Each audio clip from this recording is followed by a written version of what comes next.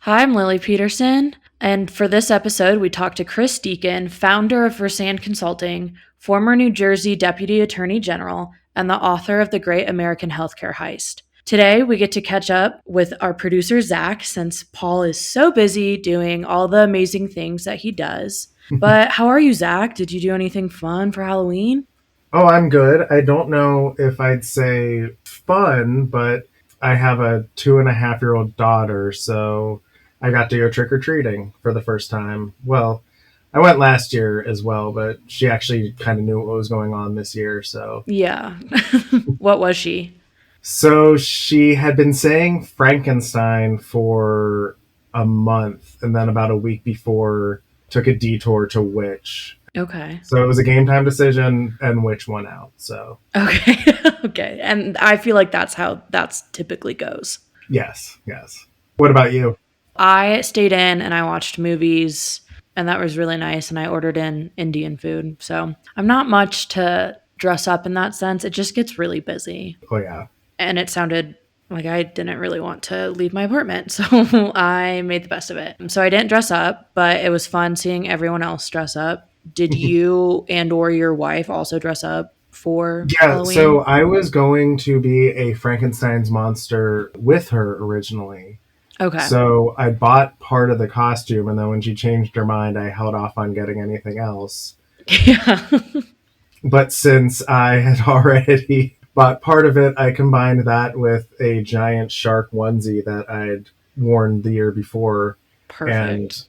just went as a shark Frankenstein hybrid because why not? Perfect. Love that. That's the point of Halloween, you get to create your own monster. Well, since we don't get you on here very often, I wanted to do a little book check in because I know you're relatively an avid reader. I don't think any of us ever measure up to what Paul does, but No, Paul yeah. makes me feel like I'm illiterate sometimes. Yes. I mean, love him. He's an insane person with how much he reads. I don't know where he finds time to do any of that. But yeah, so what are you reading right now? So I knew I was going to be on this episode, so I wanted to make sure that I wasn't caught flat-footed with this Yeah. question. So I have two completed in honor of Halloween. Wanted to read something kind of scary. Okay. So Yeah. for Halloween, I read I'm Thinking of Ending Things. Okay. I'd heard really good things about the movie and the book, and it was at the library, so read that. It was real quick. I think it was 2.5 reading sessions basically, and I had knocked it out. Yeah, I But was going to ask. I don't remember that being necessarily a big book. I haven't read it, but I've seen it.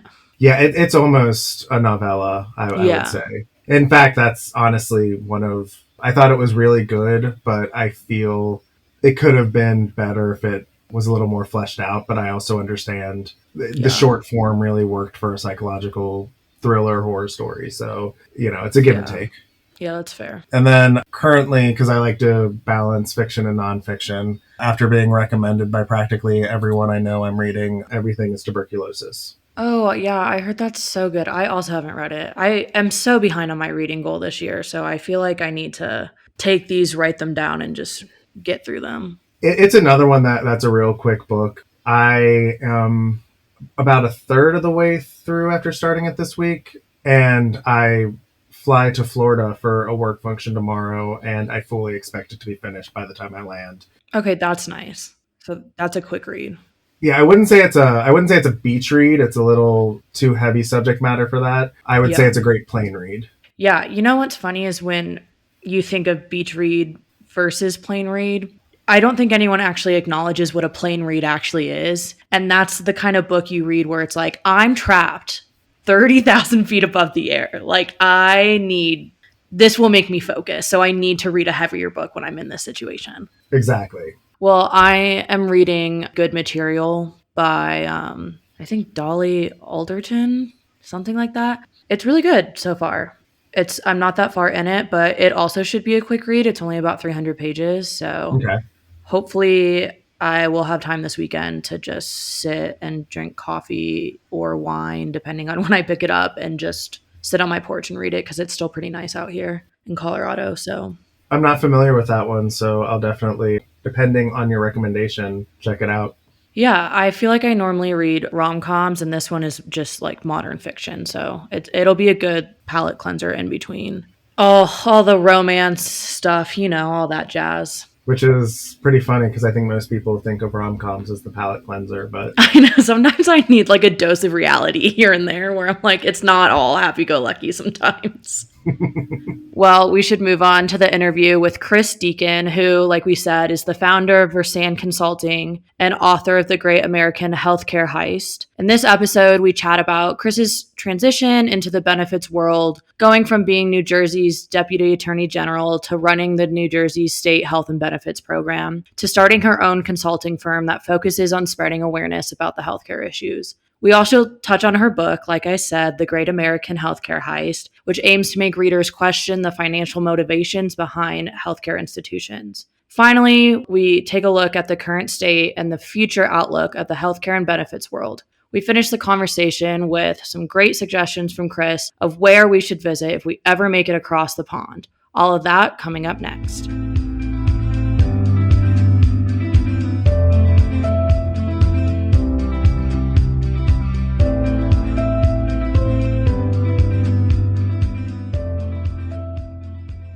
Joining us today is Chris Deacon, founder of VerSan Consulting, former New Jersey Deputy Attorney General, and author of The Great American Healthcare Heist. Welcome to Beyond Benefits, Chris. Thanks so much for having me. I'm excited for the conversation. Yeah, we are too. It's so nice to have you on the show. You and I briefly connected right here in Denver back in August at Rosetta Fest, but something tells me you've had a few things going on since then. How are things going in your world these days? Always busy, but good, a good busy. Good. Lots of podcasts and just trying to get the word out and continue to do my thing, and a lot of writing. Yeah, I bet. Well, we know you're busy, so we really do appreciate you taking the time to chat with us. I imagine most of our listeners probably know who you are at this point, but just to kick things off, can you maybe just give a little bit of an introduction to yourself, a little background about you, your company, and kind of your career path so far? So I'm an attorney by training. I practice law, not in the healthcare field. I was actually in the corporate restructuring world, with Chapter 11 and turnaround management. When I decided to get into public service, I went to the New Jersey Attorney General's office first. Then I served as special assistant counsel to the Christie administration in the last year of his tenure. And from there, I went to the Department of Treasury within the state of New Jersey. And that is where the state health benefits program lives within the Department of Treasury. So I got to run the state health plan, and I had no idea what I was getting myself into, but I loved every minute of it. And it was one of the greatest honors of my lifetime thus far to have served the men and women that serve us. We had 820,000 lives when I was at the helm, and we did some really great things. Unfortunately, I decided to take a different path in September of 2021. We'll probably talk about this more, but I had to follow my moral compass and was sort of at a crossroads. And I started VerSan Consulting. And as you know, Paul, I've been traveling the country talking about these issues and trying to spread the word so that we can save taxpayers, employers, and most importantly, patients, not only from a financial perspective, but from a healthcare perspective and an actual health perspective. Like you said, like you didn't have enough going on. I think that has just been a little extra in your schedule lately. So you touched on it a bit already, but will you chat a little bit more about, what prompted you to move specifically into the benefits and healthcare space after spending so much of that time in the legal world? Yeah, I mean, aside from sort of being thrown into it, I really did gravitate towards the health benefits space. Really, from the time I got started with the AG's office, I counseled one of my agencies that I was counsel to was the State Health Benefits Program Commission, the State Health Benefits Program Design Committee. So I was actually providing legal advice to these committees, to the treasurer's office. So I really got to know the structure and the inner workings. So when the opportunity came up to run the state health plan, as we had some openings in senior leadership, I think I was asked to fill that role probably because of my energy and my, willingness to ask hard questions. And I've always, I've tried to do that my entire life and ask smart questions. And yeah, so that's where I found myself in it. And, I fell in love with it. I really did. That I energy love can that. sometimes come back to bite you, you know? It's a good quality to have, but then people keep adding more to your plate. I was always told at every level of state government, whether that was at the AG's office or even the governor's office, and certainly in the treasurer's office, you got to slow down. You're making us look bad, or you're just going to get more work. Don't you want to break? And I take the sort of the notion or mentality of tomorrow's not promised. So I'm going to do as much as I can today. I know a lot of folks in political positions or positions of leadership that can be political with a little p, oftentimes form their day and decisions around trying to stay in power tomorrow or trying to stay whatever the next election cycle is. And my approach is very different. I might not be here tomorrow because of something that happens today. So I'm going to I'm going to make every right decision I can today and get as much done as I can. I love that. Well, can you kind of walk us through, how you got to that mindset through your career path and own personal evolution? Yeah, I've always been someone, even when I was a kid, that, I went against the grain often, much to my parents' chagrin. My mom knew I was going to be a lawyer. She thought I was going to be a litigator when I was 5.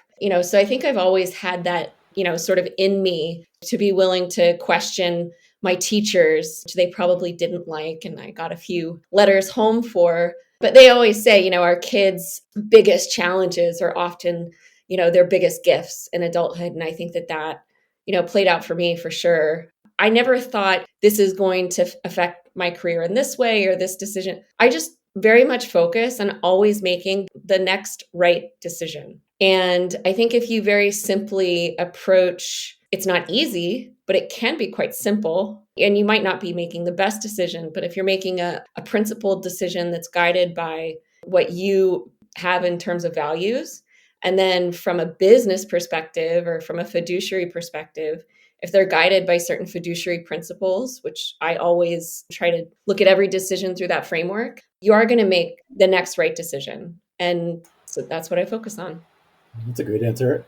I mean, speaking of big decisions, you made a big one recently when you decided to write and publish a new book. So we definitely need to talk about that. As we mentioned at the beginning, it's called The Great American Healthcare Heist. Can you tell listeners a little bit more about the project, kind of what prompted it, what it's all about, and most importantly, why they should read it? Great. Yeah, it was a big decision, a big undertaking. And I've even been asked since it's released if I'm in witness protection over here in the United Kingdom because of the release. And that is not the reason I'm here. But yeah, so I wrote the book. First, I'll talk about the purpose. I wrote the book because I needed that book when I was talking to CEOs and CFOs and county commissioners and public sector leaders, because I would often see that light bulb go off in their head when I would speak to them about a particular issue in the industry. And they wanted more, right? They wanted to know more. They wanted to be able to read something. Is there a book I can read? I don't know how many times I got that question. Or, simply, can you talk to my friend so-and-so about this too? And, there's only so much Chris Deacon and other truth tellers to go around. So how do I scale my brain and my voice? I write it, right? And so I wrote the book that I needed as a tool when I was speaking to, a whole host of variety of stakeholders out there. And my hope is that, whether you are a federal legislator or the federal legislator's admin or a fireman from New Jersey, when you read this book, after you read it, you will look at the world through a different lens. When you're walking down the street or driving down the street, more likely, and you see a new tower being built by UPMC, or, you see an advertisement for an ER facility, or your favorite sports team is sponsored by the nonprofit hospital that just received a $50 million donation for. You will look at those things very differently after reading some of the stories that I tell. And so you can't unsee it. So again, I hope that when you walk through the world, you will see things very differently. Yeah, absolutely. From what I've read and the talk that I heard you give, I think that'll definitely be the case. I know that you are, not a wide-eyed innocent. You've been firmly entrenched in a lot of this stuff, so you probably knew what you were getting into. But were there any particular stories or things as you were doing research for this that even shocked you or that stood out?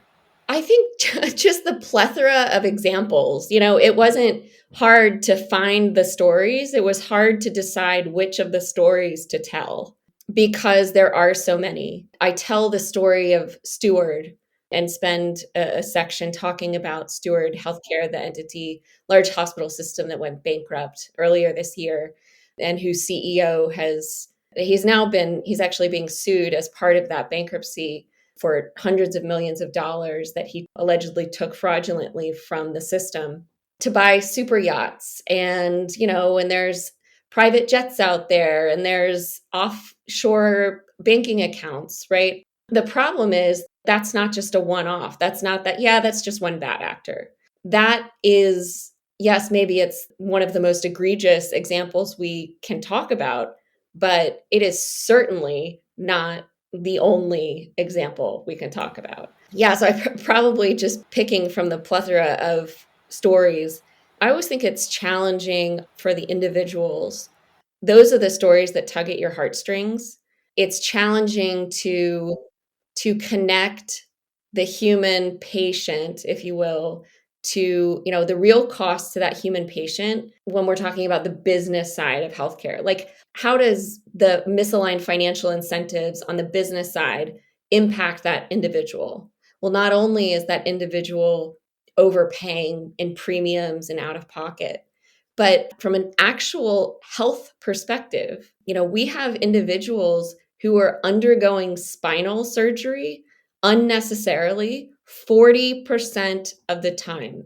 And while I haven't had spinal surgery, I would imagine that it can be life changing, right? Especially when the number one cause of spinal fusion surgery is a failed spinal fusion. So, we're not just talking about we're talking about real world impacts. We're talking about grandparents who might not be able to play with their grandkids during really precious times because these financial incentives have driven the practice of medicine in a direction that is actually harming patients, like physically harming.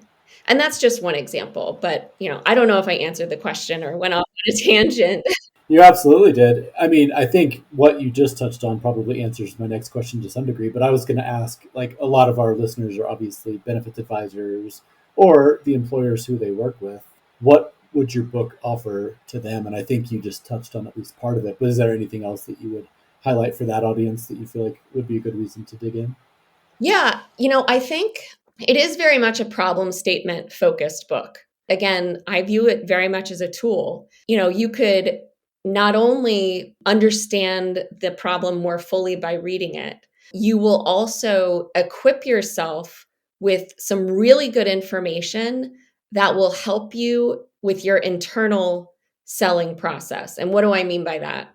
When you're CEO or when you need to do something that some might view as, the bad D word, disruptive or different. I like to say different. There might be a lot of unease in your leadership. They might not want to leave the big blue. They might not want to leave the big PBM that they've been with for 10 years and play golf with, or, who sponsors their 5K outing. But equipped with these stories and equipped with this information, I think you are better equipped to go make that sell internally and then to build champions behind you, because this is hard work for folks, right? It's hard work to be different and do different things.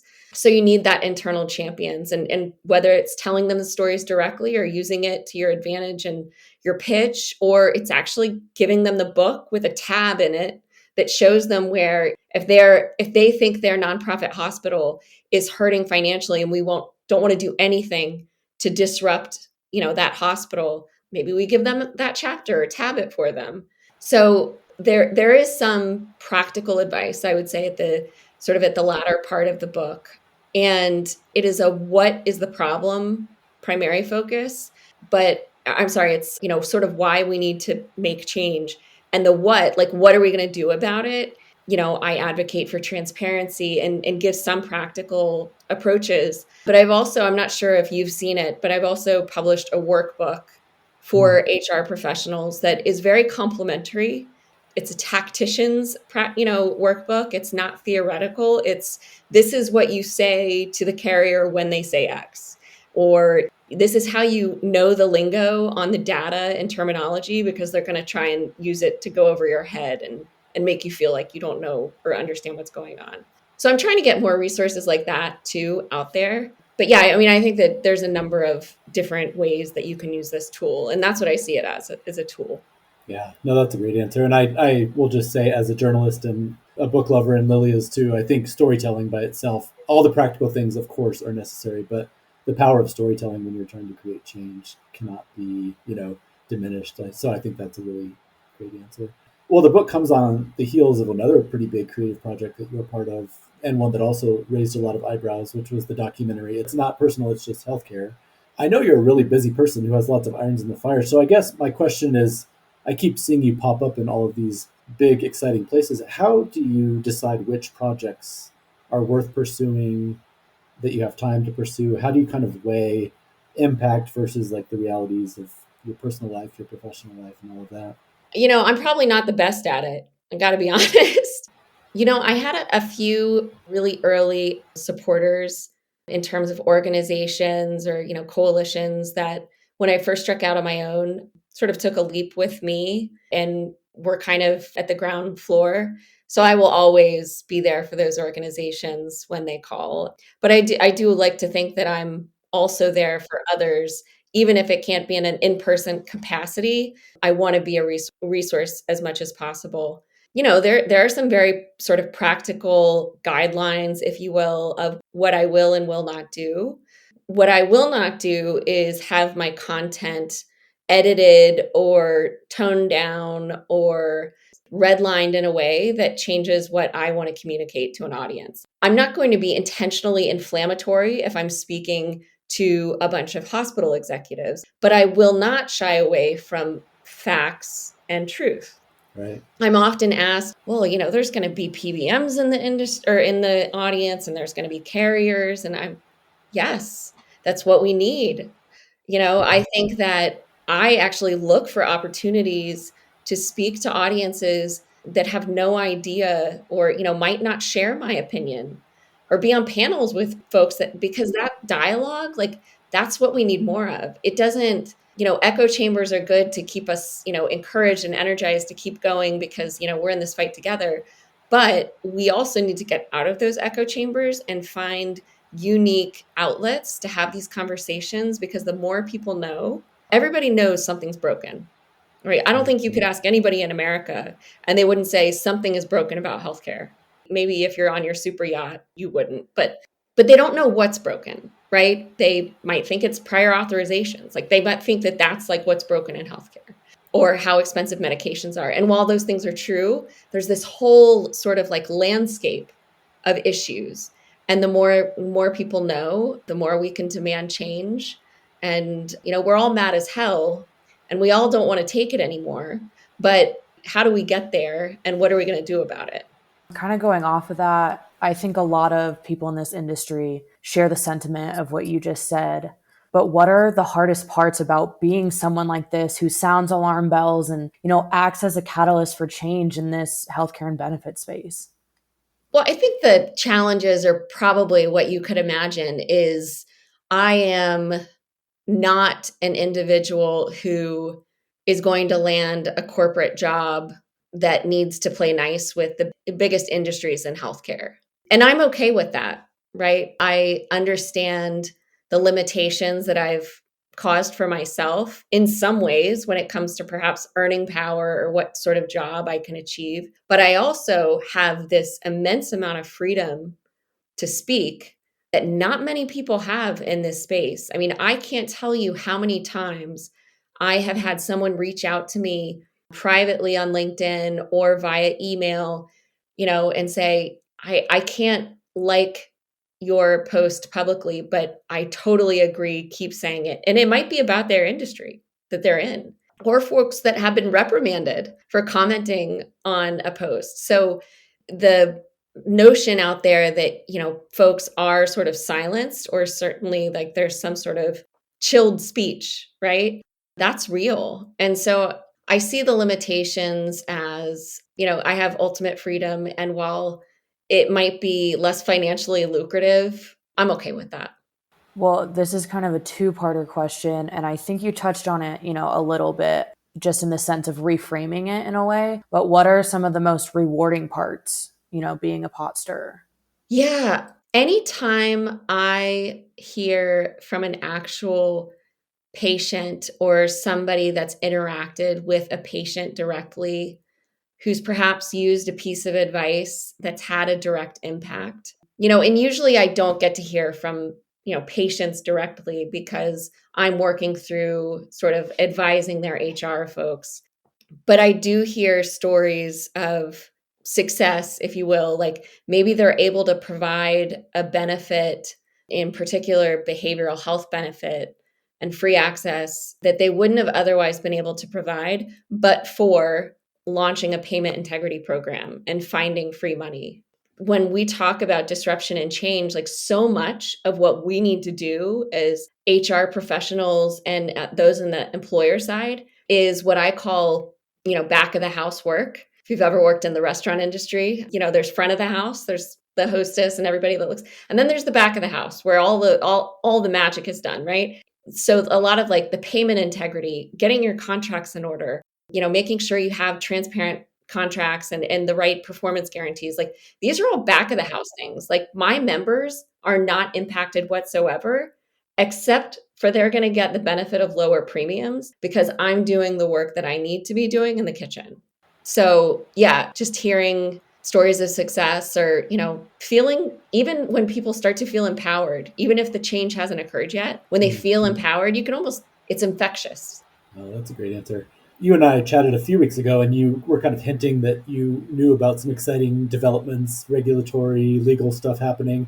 I think you probably always, in your role and given your background and your connections, you probably always know about things that are coming down the pike. But what can you share with our readers about some of the things that you're personally keeping an eye on, or things that they should be keeping an eye on when it comes to, all of this around fiduciary or some of the other stuff that we've been talking about today? Like, what's on your radar and what should our listeners be paying attention to these days? Well, right now, I think it has to be on everybody's radar that we just need the government to reopen and function so that we can start moving some things, because when they're closed down, everything comes to a halt, unfortunately. But assuming we get up and running soon, I do think that there are some really important things happening at the federal level for ERISA plans and even for public sector health plans. There is a bill in the Senate right now that would be transformative. It's called the Patients Deserve Price Tags Act. There's hospital price transparency, there's PBM reform,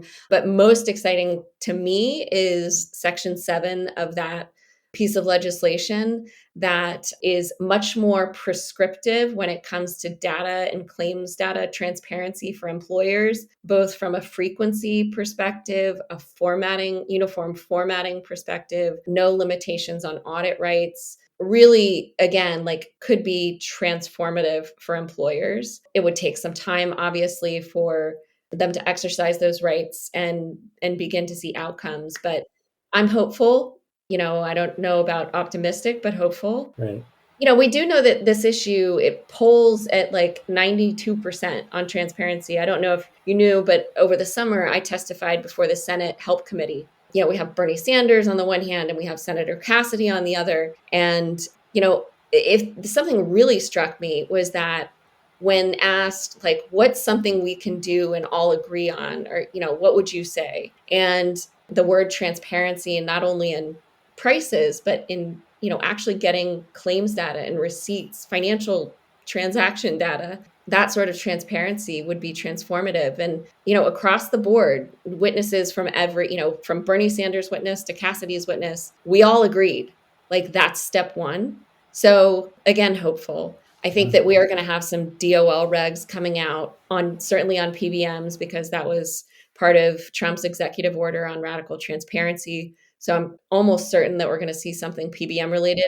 I'm hopeful that they're going to go bigger, because yes, PBMs are doing some shady stuff and there's spread, and the PBMs are either owned by or own the big insurance carriers. So I think it's quite naive and silly to think that some of the business practices that we're concerned about on the PBM side are not also happening on the medical side. I don't know why we would ignore that huge part of our spend.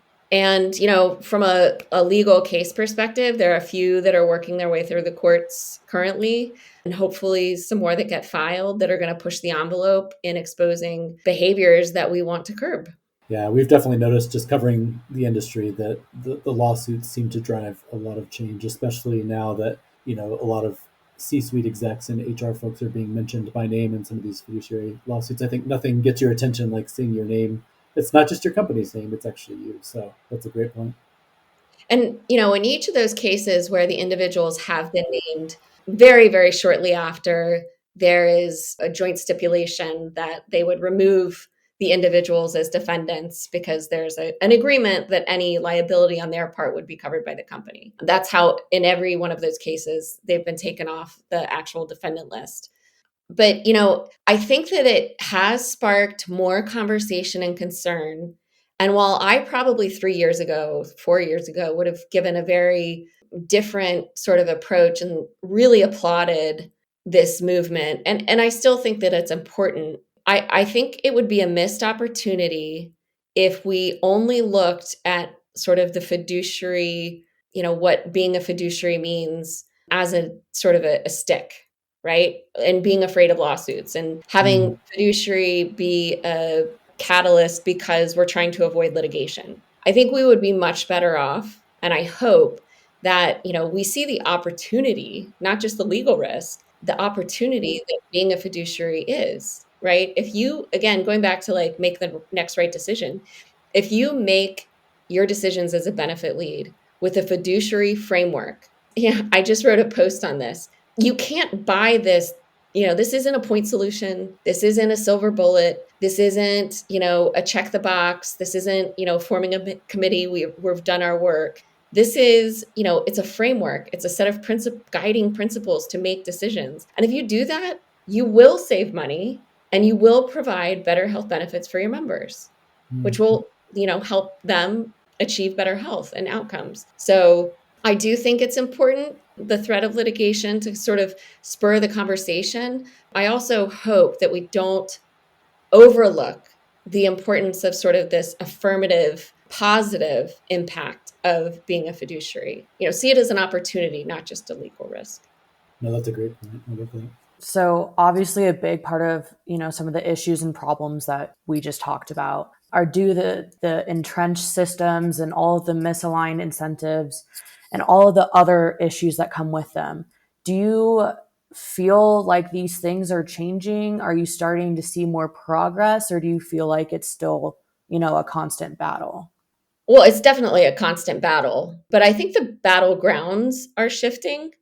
I think there is more awareness generally of some of the misaligned financial incentives. Again, I think that there is certainly a consensus that, Houston, we have a problem, but it's the what is the problem, I think, that we still, sort of struggle with, probably because, there is no one party at fault. There is no one industry at fault. There's plenty of sort of blame to go around that $4.9 trillion pie.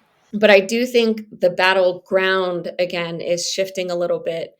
And I say that not to say we're winning or, I think that we're sort of really achieving success. I think that there is an existential threat and they see the existential threat. And when I say they, I'm, the big carriers, the big PBMs, there is an existential threat that is coming from transparency, right?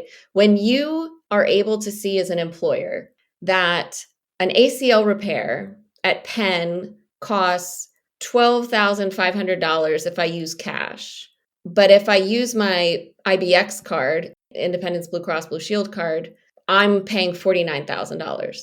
Where is the value proposition, right, for me paying IBX to negotiate my rates? When that kind of information becomes public at scale and in a very easy to find way, there is no value proposition. In fact, quite the opposite. And we will begin to have more direct contracts. And I mean, the cascade effects from greater transparency is, yeah, I don't think we can underestimate the impact.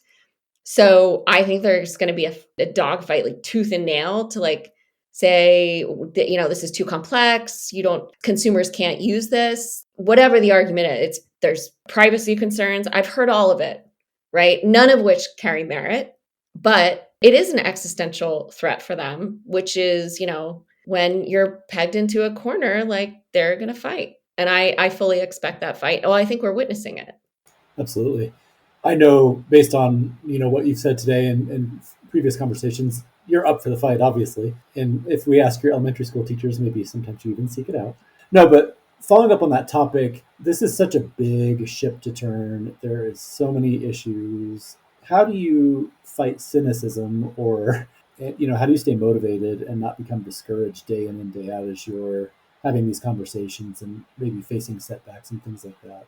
Well, I think I would be totally lying if I didn't say I am discouraged, and I do have cynicism, and I do sometimes wonder, like, what the hell am I doing? Is anything I'm doing even making the remotest impact? I think it's less about how do you avoid those, and it's more about how do you either reframe them or react to them and let them pass. For me, like, that's how I know what I'm doing is making a difference, even if it is a very small difference.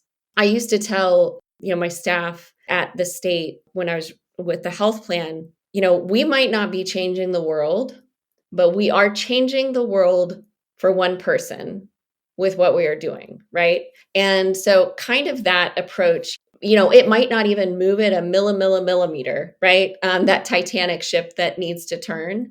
But I do have to believe that I was not a nobody, but like I wasn't a health benefits person. I wasn't somebody that had any name recognition just, a few years ago, but I'm speaking truth and folks are like just desperate for it.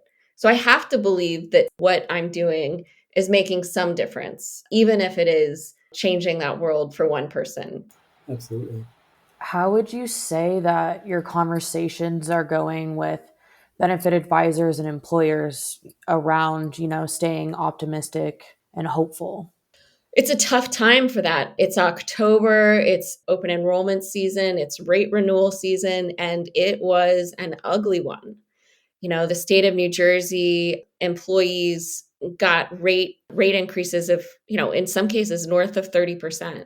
And that's not the only instance where I've heard that. Certainly in the double digits. And so I do think that at some point or in some way, benefits leaders, they're so frustrated. Like, what more can they do? Like, is this completely just out of our control? Right. And in some ways, the less scrupulous brokers and consultants will certainly feed that narrative that, the trend, the spend, the whatever, the weight loss drugs, those are just the numbers of the number utilization. But I think if you really dig into the numbers, it's the price. Whether that's the price of drugs, it's the price of hospital services, it's the increased price as a result of, increased vertical and horizontal consolidation. I think that there is, again, it was a rough season. It's still a rough season, but perhaps that will be enough for some to feel like they need to do something, not because they want to, but because they can't not. They will be firing people if they cannot lower, right? Or they will not be building that plant, or they will not be able to invest in that thing. So I do think that many folks are saying, like, I need to do something. It's just the what. There's so many folks that are asking, who can I hire to do this? Like, I know there's a problem. Who can I hire? Who can I hire? And at the end of the day, looking to hire somebody to fix it is kind of like looking for the perfect point solution or digital health app that's going to save your plan. It's not about hiring like the right person. It's about equipping your team with the tools and philosophies and principles and education they need and empowering them to do the work, right? Again, you can't buy your way out of this. There's no PM solution that you can buy that's going to fix this. It's get in the trenches and do the work. Nice. You keep predicting some of my next questions. You're doing a great job. Well, I was just going to ask, in the position that you're in, you said yourself a couple of years ago, you weren't in this type of a position where you could speak, and how quickly it's changed, and you've gained that voice. There are a lot of people that I talk to every day, and I'm sure when you get off stage at Rosetta Fest, or when you post something on LinkedIn, you're getting these messages too. There's a lot of people out there who want to be part of this movement, who want to create change. But I mean, let's face it, it's hard, intimidating, complicated. Any practical advice for somebody who wants to get involved? Probably somebody who, in this case, maybe like a benefits advisor, or somebody who's within that part of the industry. They want to join this movement and help, but they're kind of just at a loss of where or how to even start. Any entry points or thoughts on that? Yeah, it would be unfair to not acknowledge that a lot of folks in this industry, they're not bad people, and they're not trying to be part of an industry perhaps that we're talking about in this. Like, they're good people in a really bad system. And the truth of the matter is, like, they also have mortgages to pay and kids to send to school and, lives to support. So how do you go from maybe, using a sort of a standard broker model and then move to something that's more in line with the values that you are feeling? That's hard. That's really hard. What I would say, and I don't know how practical this is, it might sound a little too frou-frou, but I believe it. You have to believe in yourself and have enough faith in yourself to take the leap and try to do something different. And whether that is, maybe you have a goal for this year for one client, you are going to pitch a new model, right? You're going to pitch a flat fee model, or, maybe a different plan design that's based on direct primary care. Take it in bite-sized chunks. Get a win with that one employer who's going to go tell the next employer. That's, I would say, for like the benefits advisor. If you're a clinician, try to be in leadership roles, use your voice as a clinician. I mean, I think that that's one of the stakeholder groups that is really left out in a lot of these conversations, because, they're suffering too, right? Like, their independent practices are getting bought up. They are suffering moral injury because they have become cogs in a wheel of a system that wants to further separate them from the actual patient and work. And then for, like the everyday sort of person who's out there, or employee, demand better from your employers.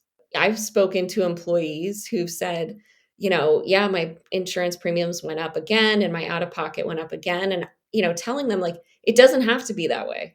Go talk to your HR office and demand better, demand something different.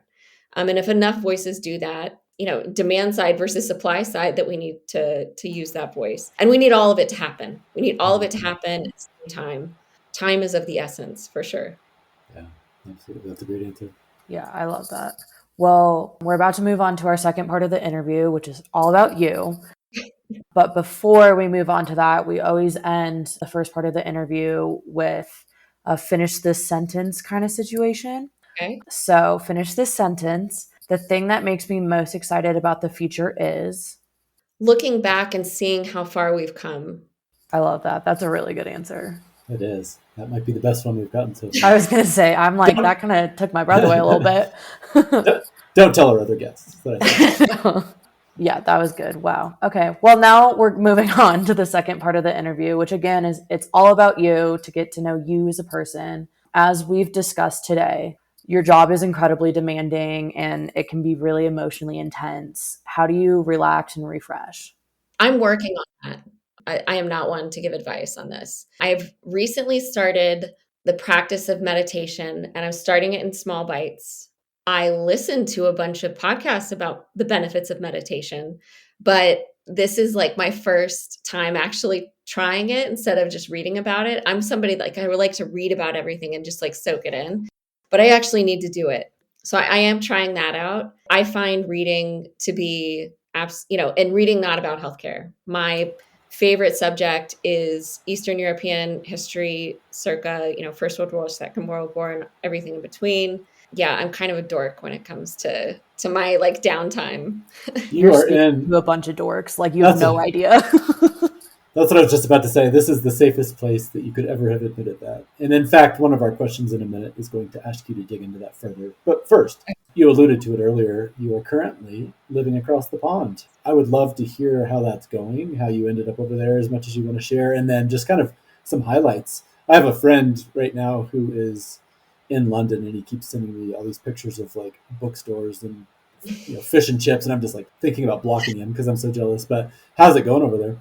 Yeah, so I actually, when I say I moved to England, 95% of the time, even though I tell them where, they say, "How's London?" Because everybody sort of assumes if you move to England, you move to London. Right. I'm actually 3.5 hours northwest of London in a city called Chester, which is close to Wales, close to the coast, Liverpool, Manchester, Greater Manchester area.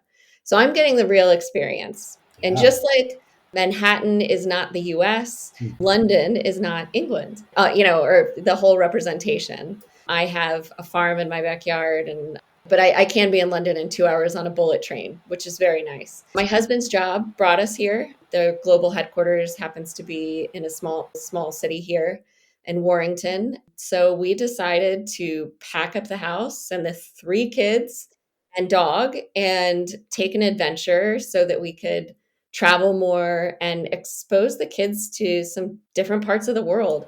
I actually am a military brat. I grew up moving around every 2 to 3 years. I lived in Germany for 3 years, and I loved growing up being sort of on the go and always getting to try somewhere new. That's in my blood. And my husband too, he moved growing up, has family in Europe. So we thought for the kids and for us, it would be a great experience and adventure.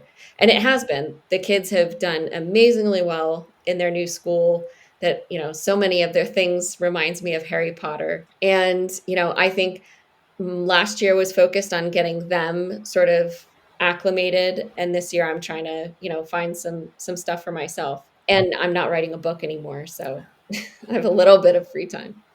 Love that. No, that's a great answer. Well, speaking of books, kind of going back to what Paul had mentioned earlier, we ask our guests every episode recommendations for books, movies, TV shows, podcasts, pretty much anything that you would recommend to someone. It can be work related, it can be for fun, whatever is speaking to you in the moment of what you want to recommend, totally just go for it. Yeah, so if I could recommend one book right now, I would suggest The Red Famine, and stick with me. It is a book about the Ukraine circa, 1930s, and it explores some of the history, but in particular, it focuses on the Holodomor, which you might not have ever heard of, which is sort of the point. In Ukraine in the 1930s, like millions and millions of people were starved to death, and it was mainly at the hands of Stalin and Russia. And it explains so much of today's world.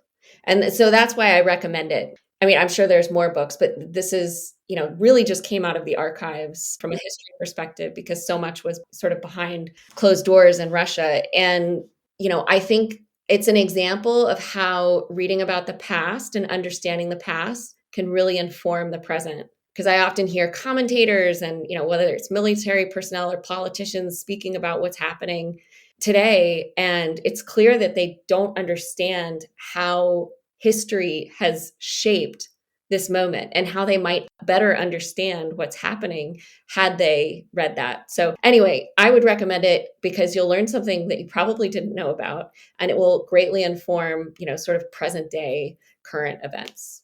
You're going to regret that. You've opened a Pandora's box because now that I know that you're a book nerd, you're going to be getting pinged all the time asking for more because that sounds absolutely fascinating, right up my alley. I was going to ask, do you read fiction at all, or are you mostly a nonfiction? I would say mostly nonfiction, occasional historical fiction. Yeah, I would say every 3 or 4 books I'll throw in a historical fiction, but I'm pretty picky on what era of history, and there aren't that many out there. Yeah, it's true.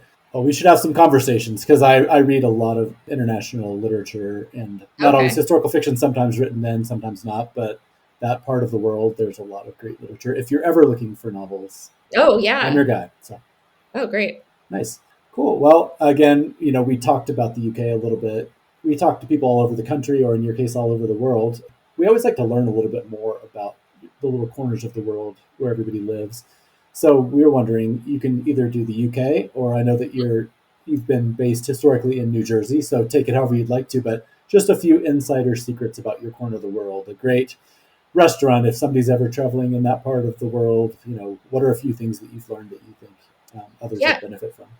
So I would say Chester, the city I live in now, is really a hidden gem for, Americans if you are traveling to England and you want to try something other than London. It is an old Roman fortress city. So we have the second largest Colosseum that was actually discovered not too long ago because they were trying to build a road across it and everything had to stop because Oh, they wow. found this incredible piece of history. And there's so much history. I mean, just walking around, it's everywhere. I mean, just the other day at my child's football game, we stumbled upon where Robin Hood supposedly lived, right? I Oh, mean, geez. it's really, really cool, but it's a place that not a lot of, again, non sort of European or non-English folks frequent. So I would definitely suggest it. Yeah, I love that. My wife and I have plans next year to head to that part of the world, and we're still deciding where to go, but that just rose quite a bit up my list, so thank you. Well, you know who I had breakfast with the other day? Dave Chase Oh, nice. was traveling to London or Oxford for his daughters, get her set up. And I suggested this part of the world. And he and his wife explored the beautiful country that is Wales. That's another shock and Mm, surprising. I never thought about Wales, but it's gorgeous. And they visited this area and absolutely loved it. So that was nice. a nice surprise. Oh, that is great. Yeah, he's one of our other favorite guests we've had. He has so many fascinating insights into history, literature, everything else, in addition to all of his expertise in our industry. So that's really Yeah. cool. Nice. Well, I think that is all we have time for today, but thanks again so much for joining us. This was a fascinating conversation. And again, just encourage everyone out there to be sure to check out the book. So many great insights and as you mentioned, the workbook to go along with it. So yeah, thank you so much. And hopefully we'll have you on again someday. Yeah. Thanks for having me. This was fun. For all of our listeners, please subscribe to Beyond Benefits with Benefits Pro anywhere you get your podcasts. And if you want to rate us, we'd love your feedback.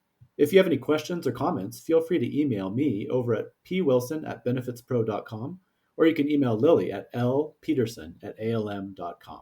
And thank you to our producer, Zach. Join us again next time for a new episode of Beyond Benefits with Benefits Pro. Until then, thanks for listening.